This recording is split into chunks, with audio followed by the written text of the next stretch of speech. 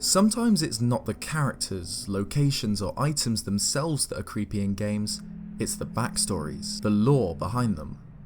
And one of the darkest backstories for any Zelda item has to be the AllNight Mask from Majora's Mask. This is actually the second part of a two-part Halloween special I'm doing, the first being a countdown list of my personal choices for the 10 darkest things in Zelda games. If you haven't seen that video, embrace the Halloween spirit and go and check it out after this one to see some more creepy Zelda characters, dungeons, bosses and more. So, Majora's Mask is famous for being a really creepy Zelda game. The main masks themselves are quite dark in nature, being physical manifestations of the souls of the deceased, allowing Link to take their form when he wears them. But in my opinion, no mask is more terrifying than the AllNight Mask. If you prevent Sakon from stealing the old lady's bomb bag on the first night, he can't deliver the stolen goods to the curiosity shop. Instead, on the final night, he'll deliver the AllNight Mask, which the shopkeeper says is a special bargain. You can buy the mask for 500 rupees. Its use in game is to stay awake during Anju's grandmother's stories, which usually cause Link to drift off, allowing you to answer a couple of questions and nab some heart pieces. So the use of the mask in the game isn't creepy at all, but the lore behind it really is. The shopkeeper at the curiosity shop mentions that he can't remember when it was made, but that if you wear it, you can try to fall asleep, but you won't be able to. When you buy it, the game repeats this, that if you wear it, it won't let you drift off to sleep even if you want to. Alright, so it's getting a bit creepier now. This mask, with unknown origins, prevents the user from sleeping at all, no matter how tired they get. Imagine if you had this mask stuck on your face, unable to remove it and therefore unable to sleep, just becoming progressively more tired and more insane. The scary thing is, that was the mask's original purpose. A gossip stone in the game mentions that a torture device of Insomnia is available at the curiosity shop, confirming the origins of the mask that the shopkeeper couldn't recall, or perhaps just didn't want to disclose to Link, a child. There's something about the way he says, you can try to fall asleep but you won't be able to, and how he describes the mask as both freaky and creepy, that suggests he might have known the sinister original purpose of this item, but still wanted to flog it for some profit. This mask was originally used to torture people, forcing victims to wear it and therefore be prevented from falling asleep, tormenting them with insomnia. The mask itself seems to be made from metal bars, like it could be clamped and locked onto a victim's face to torture them over a long period of time. The mask's eyes are wide open and bright red, like the wide bloodshot eyes of a torture victim unable to rest. The AllNight Mask's actual use in the game aside, its terrifying origins definitely make it one of the darkest things in any Zelda game. But what would happen if you were one of the torture victims subjected to the horrors of the AllNight Mask? What if you were physically unable to sleep?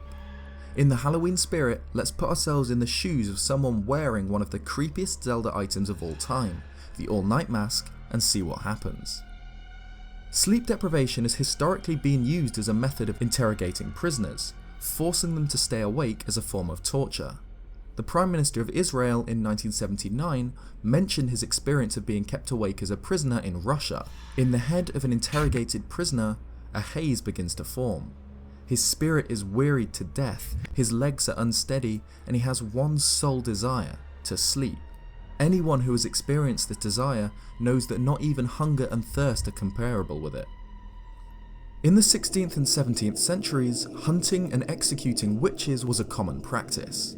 When a suspected witch was captured, they were often deprived of sleep for multiple days as a method of forcing them to confess their witchcraft, a practice known as waking the witch.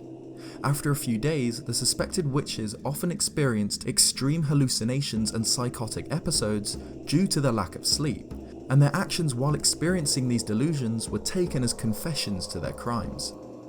But the AllNight Mask wouldn't just keep a victim awake for a few days. It would keep them awake for as long as the mask was kept on, which could be until they die. Although there's very limited experiments on humans in the field of extremely long-term sleep deprivation, A hereditary disease known as fatal familial insomnia is one of the more well-known yet incredibly uncommon causes of a complete inability to sleep. The symptoms begin suddenly where they first experience the insomnia, and as the disease progresses they eventually lose the ability to sleep at all. Patients develop panic attacks, phobias, paranoia, and a complete loss of appetite. And as time goes on, they can begin to hallucinate, experience extreme delirium, muscle spasms, and an onset of dementia, which eventually can result in the complete inability to both walk and talk. Eventually, 6 to 18 months after the first symptoms, the patient will die. This awful disease is luckily an incredibly rare genetic disorder. Its symptoms and lack of ability to sleep are brought on by the death of nerves in an area of the brain known as the thalamus. This damage to the thalamus disables the brain's sleep onset mechanism, meaning it loses the ability to put itself to sleep, which could easily be similar to the symptoms experienced by a prisoner wearing the AllNight Mask for a prolonged period of time. The AllNight Mask might do this same thing, just with magic.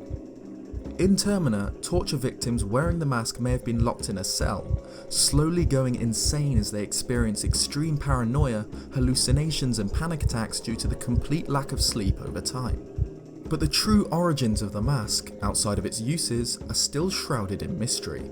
The shop you buy the mask from, the Curiosity Shop, is of course the shady pawn shop only open at night that buys and sells stolen goods, many of which are brought to the shop by Sakon the thief. Sakon lives in his hideout in Icana Valley, where we know some kind of war took place between the ancient Icana Kingdom and an unnamed enemy. Though all the residents of the Icana Kingdom are dead during the game, it's hinted that there was once a fierce battle between two factions, the Garo being spies sent to examine the defences of the kingdom. We know Captain Kita was in charge of an army, but lost a battle, hence him and his men being found in the Icana graveyard. When this war was and who it was between is unknown, but from talking to characters in Icana Valley, we know it was brutal and resulted in the downfall of the kingdom. Since we know that the AllNight Mask was used as a torture device, it's possible it could be a long-lost relic, hailing from these dark times, used either by the Icana Kingdom or their enemy to interrogate prisoners during the war. But that's all just speculation. The only thing we know for sure is what the purpose of the mask originally was. The fact that Nintendo decided to put this backstory into the game, to give the mask such a twisted origin story, makes it, in my opinion, one of the most terrifying items in Zelda history. And although it's possible that it was a torture device used during the Icana War, the mask's origins are so shrouded in mystery that we'll never know for sure. But judging from how dark its backstory could potentially be, maybe that's for the best. Thanks for watching this Halloween video. As I said, this is part 2 of a 2-part Halloween special, so if you haven't already, be sure to check out my 10 darkest things in Zelda games, using the card in the top right or the link in the description. Thanks for watching this video. If you liked it, please leave a like and subscribe if you want to see some more Zelda content. Cheers guys, and a happy Halloween.